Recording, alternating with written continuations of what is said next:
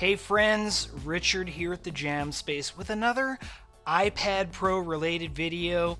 In my past couple of videos, I gave reasons why I thought Apple was gonna go pro with iPadOS. I presented evidence why I thought they would. Well, of course, Apple being Apple, they don't care. They didn't. I was wrong. My iPadOS prognostications were not met. Big dreams I had, but not to be. That being said, let's talk about what iPadOS 15 is, positives, negatives, and ultimately what all of this is going to mean for my M1 iPad Pro pre-order. 5 weeks since I pre-ordered, things may have changed. I may be reconsidering that. Anyways, before we discuss it all, go ahead and comment, like, and subscribe to the channel. Let's get into the positives first. I wasn't really waiting for widget flexibility, but I'll take it. Sure. We can move the widgets around however we like. Well, why wouldn't that be good? Sure, that's good. That's an improvement. Specifically, I'm looking forward to the Files app widget so that I can have all of my most recent files or perhaps files that I work on very frequently. I'll put them right above the dock and they'll be there. I can access them quickly from the home screen. What do you call it on an iPad? The desktop? Yeah, home screen. Desktop. Is it an iPad or is it a computer? I'm so confused. Secondly, the app library. This is like a holdover from iOS 14. The iPhones have had this for a year, but something that they've implemented for iPadOS is the ability to access the app library from your dock. So again, I think that'll be really good just for, again, having like easy access to all of your apps and all of your programs. Now, thirdly, multitasking has been improved. I would say that a lot of people were hoping for resizable windows, multiple windows, as many as you want. That didn't happen. They're going to stick with split view, and they've made it a lot easier for you to select which two apps you'd like to pair together. They've invented something called the app shelf, which I kind of think of it as like sort of a dock for split view. And it's really just related to the apps that you're using in split view. Fourth thing, they didn't really say a lot about this, but keyboard shortcuts. Perhaps this could revolutionize the iPad Pro, if there was just like, here's 10 new keyboard shortcuts that are just going to change your life. We don't know what they are at this point, so I can't say much more, but I'm interested. Fifth new kind of exciting thing as far as I'm concerned with iPadOS is this quick note feature. So you take your pencil from the bottom right and you swipe up and you can make smart notations about, whichever Safari page you're currently looking at or browsing on. It looks like it could be handy. It could also be a thing where it turns out that you don't adopt it into your workflow.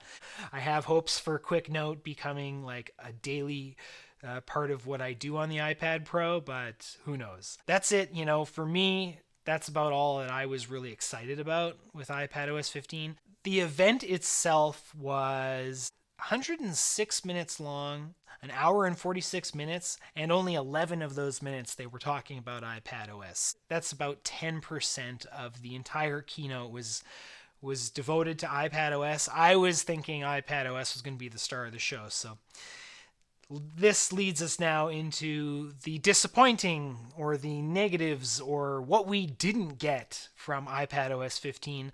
A lot of what we didn't get, but I'm going to just keep it really short and quick here. No pro apps, no mention of Final Cut or Logic or Xcode or hints, no real hope. They didn't do that.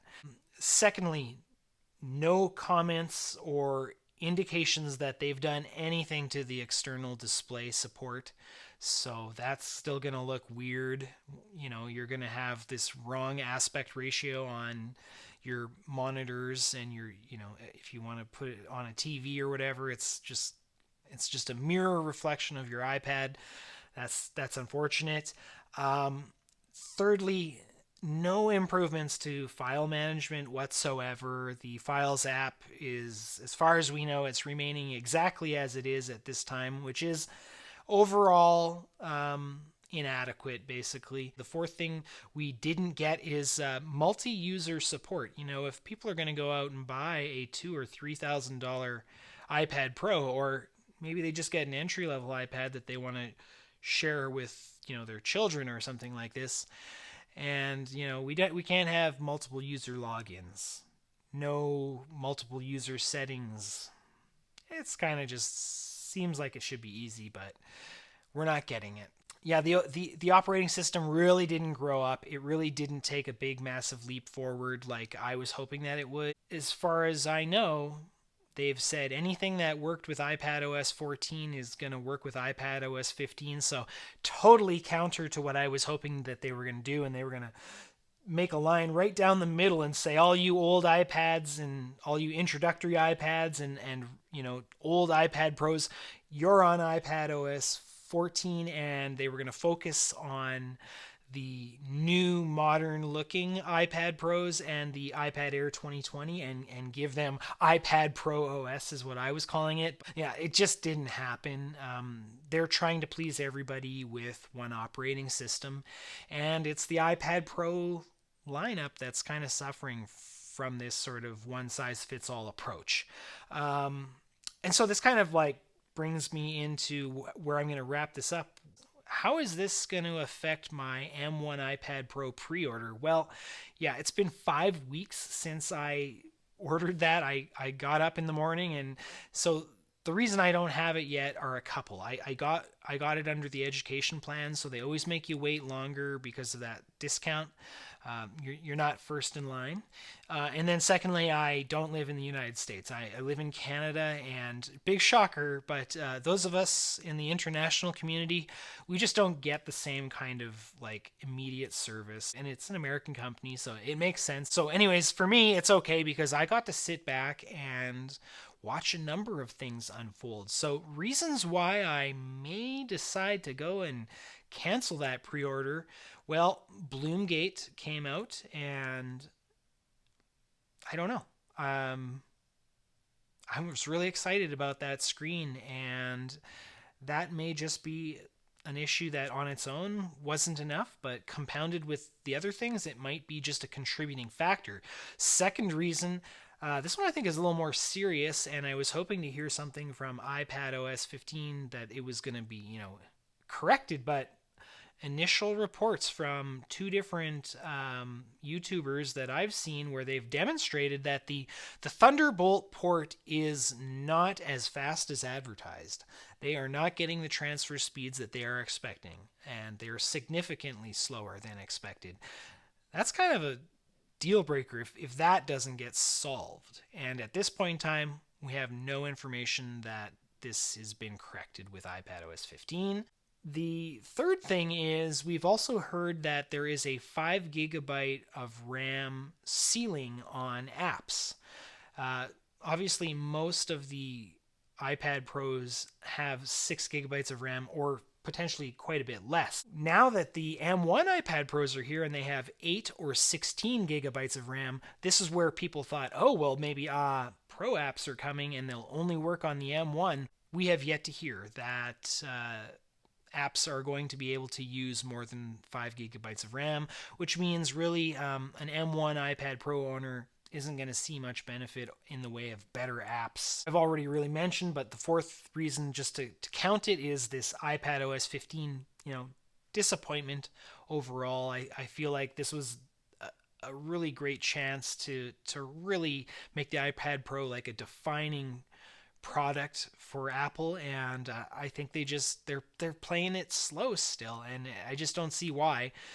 11 years since the original iPad's been released, I think we can let this baby do what it does, but they're hampering it intentionally, and it makes me really wonder, you know, why should I get an M1 iPad Pro if they're going to limit its abilities with iPadOS 15. This one sounds kind of funny, but number 5 reason why I'm kind of considering canceling my M1 iPad Pro pre-order is Well, the 2022 iPad Pro rumors are already flying. We've heard potentially there's going to be one with an OLED panel in it.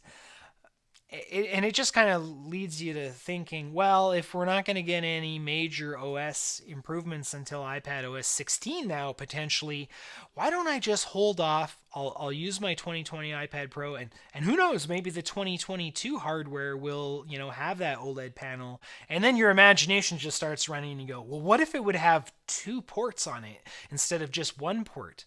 What if they would move the front-facing camera to the landscape position so that you don't look like you're staring off? You look like you're present in, when you're using that camera. What if they got like a bigger size? Like, what if they went to like a 13.5-inch size? And you just think, well, I mean, I could probably wait another year. I was just a huge believer in iPadOS 15. I really thought this was going to be the time when they were going to take that big step forward, but they didn't do it, and so I need to really reevaluate. Maybe my iPad Pro 2020 is going to be good enough. I don't know. Yeah. I'm going to wait. WWDC isn't over yet, and there's still time for a lot of the time. The third party app developers, they'll come out and they'll spill the beans. It looks like we're just in another holding period, and it could be an unknown amount of time. So I feel kind of nervous to have a $2,500 iPad Pro being delivered to me that, a year may go by and it may not gain any capabilities that my 2020 iPad Pro doesn't already have. Anyways, that's really all I have to say. Hopefully, we're going to get some, really cool information here out of WWDC, or these third-party app developers will spill the beans and give us the goods. But until then, we're at Apple's whim here. So Richard here at the Jam Space. Go ahead, comment, like, and subscribe. I really would love it if you could support the channel in one of those three ways. Do all three, darn it. We'll see you in the next one.